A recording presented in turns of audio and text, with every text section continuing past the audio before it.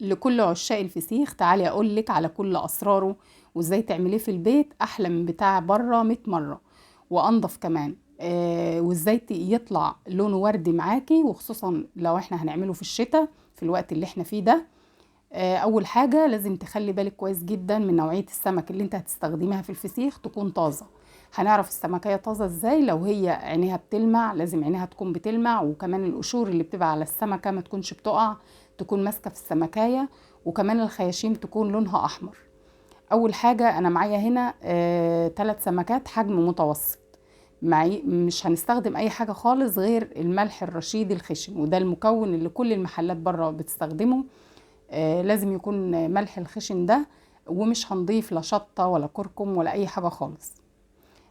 أنا هجيب الخلة زي ما احنا شايفين كده، وهحطها في السمكية تتصفى زي ما احنا شايفين. هسيبها حوالي 5 ساعات في المطبخ، ولو احنا في الصيف هندخلها التلاجة علشان السمك ما يخسرش معانا. وزي ما احنا شايفين صفت كل السوائل اللي فيها والمية اللي فيها، ونشفتها كويس جدا، وعملت للسمك كده مساج، لان الخطوة دي مهمة علشان السمكة تطلع اللحم بتاعها طري معاكي، ويكون كمان يعني ما تكونش ناشفة. حطيت بقى فرشت الكيس اللي هخلل فيه الفسيخ، فرشته كده بالملح زي ما قلنا، احنا مش هنستخدم حاجة خالص غير الملح اللي هو الرشيدي ده الخشن. حطيت في كل سمكية الخياشيم مليتها ملح كده زي ما احنا شايفين، وفرشت الكيس بملح برضو، وحطيت سمكية عكس سمكية، وكمان غلفت السمك بالملح. حطيته كده واحدة عكس واحدة، وغلفته بالملح، وكمان هرش عليه رشة ملح كده.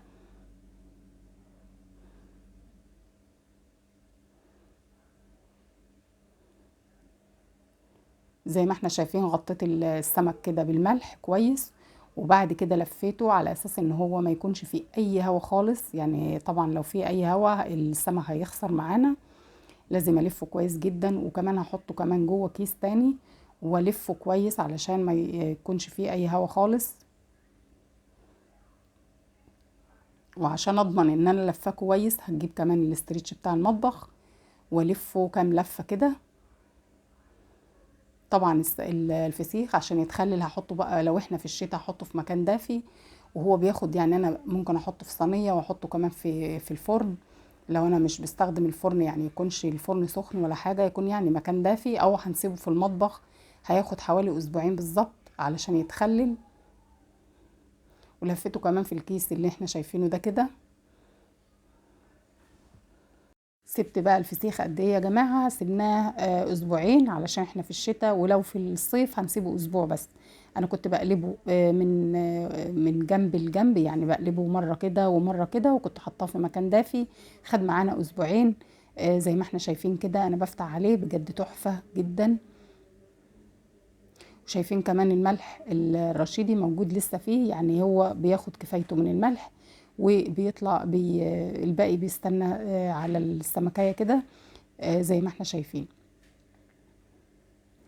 انا بقى هنضف الفسيخ، هنشوفه مع بعض. هنضفه بطريقة حلوة جدا، يعني مش هقشر السمكية، لان انا برمي الجلد زي ما هو، فعلشان كده انا مش هقشر الفسيخ.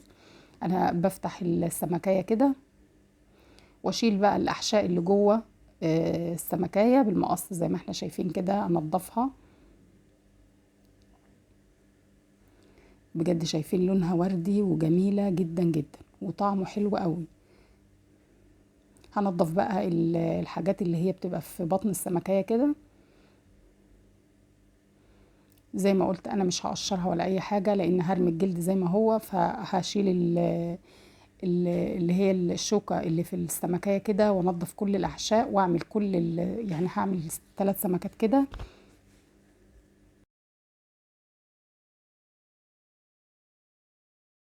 والله بجد طعمه حلو جدا، واللون بتاعه وردي زي ما احنا شايفين، بجد تحفة وطعمه جميل جدا جدا.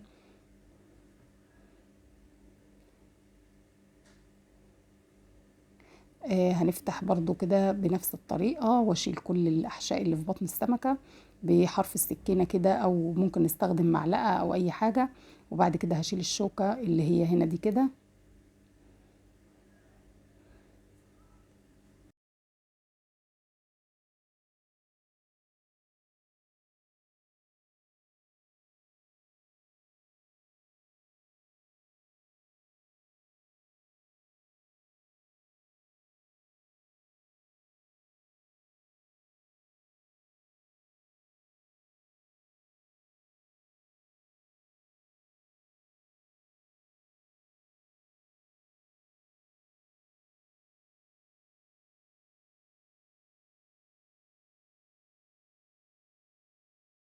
بعد ما قصيت الفسيخ كده وشلت كل الاحشاء والشوكة اللي هي اللي في كل سمكية، زي ما احنا شايفين كده، ما قشرتش ولا اي حاجة، زي ما قلت لكم ان انا برمي الجلد، فمش هحتاج ان انا اقشره.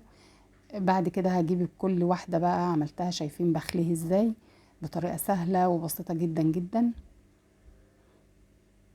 طبعا هنا لو كنت خليت السمكية كانت كبيرة شوية عن كده كانت هتبقى احسن، يعني هتبقى فيها لحم كتير. بس والله بجد طعمه تحفة وجميل جدا جدا. اتمنى تجربوا الطريقة دي ان شاء الله وتقولوا لي بجد، طريقة ناجحة وجميلة جدا جدا، احسن من نشتريه من بره. بجد كان تحفة. خلاص احنا بناخد بقى شايفين اللحم يعني بنطلعه كده بكل سهولة من السمكية، والقشر والجلد زي ما هو، احنا ما بنقشرش ولا اي حاجة خالص، ولا نتعب نفسنا في تقشير. كمان لما نيجي نقشر القشر بيطير في كل حتة، وبيبهدل الدنيا. بعد كده همسك بقى كل حتة فسيخة هقطعها كده على قد اللقمة، يعني بالمقص كده هقصقصها. بجد جميل جدا جدا وطعمه حكاية، طعمه بجد حلو قوي.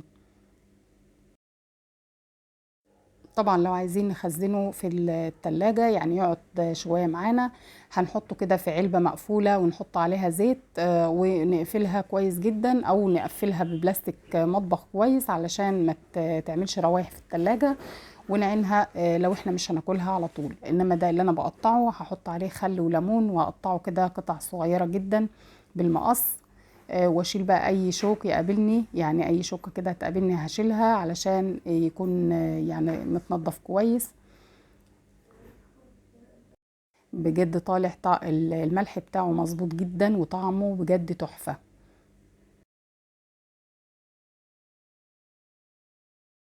لو وصلتوا معايا هنا في الفيديو، اتمنى لو انتم مش مشتركين في القناة اشتركوا وفعلوا الجرس عشان يوصلكوا كل جديد، ولايك وشير يا جماعة للفيديو. ادعمونا كده بكومنت حلو. واشوفكم ان شاء الله على خير في وصفة جديدة وفيديو جديد، واتمنى الطريقة تكون عجبتكم ان شاء الله تجربوها وتقولوا لي رأيكم في التعليقات. والسلام عليكم ورحمة الله وبركاته.